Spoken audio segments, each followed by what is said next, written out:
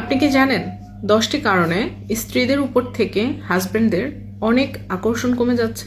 Number 1, আপনার husband যেটা বোঝাবে তার উল্টোটা যদি আপনি বোঝেন তাহলে আপনার উপর থেকে তার আকর্ষণ কমে যাবে। নাম্বার 2, আপনি যদি আপনার হাজবেন্ডের সাথে তর্কে লিপ্ত হন তাহলে আপনার প্রতি তার আকর্ষণ কমে যাবে। নাম্বার 3, স্বামীর মতামতের বাইরে জেদ করে যদি আপনি অন্য কিছু করেন তাহলে আপনার প্রতি তার আকর্ষণ কমে যাবে।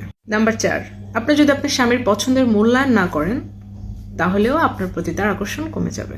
নাম্বার 5, আপনি যদি আপনার স্বামীর পরিশ্রমকে মূল্যায়ন না করে বরং উল্টো তাকে সন্দেহ করেন তাহলে কিন্তু আপনার প্রতি তার আকর্ষণ কমে যাবে।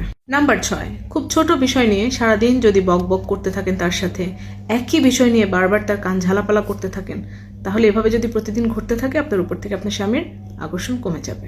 নাম্বার 7, আপনি যদি আপনার স্বামীর অনুভূতি এবং মানসিক চাহিদার প্রতি গুরুত্ব না দেন তাহলে আপনার প্রতি আকর্ষণ কমে যাবে। নাম্বার 8, স্ত্রীরা যদি কোনো ভুল করে এবং সেই ভুলটা যদি কখনোই স্বীকার না করে তাহলেও কিন্তু স্বামীরা তাদের প্রতি মুখ ঘুরিয়ে নেয়। নাম্বার 9, স্বামীরা প্রত্যাশা করে আমার স্ত্রী আমার সাথে খুব সুন্দরভাবে সম্মানজনক উপায়ে কথা বলবে, সেটা যদি না করেন তাহলেও কিন্তু আকর্ষণ কমে যাবে।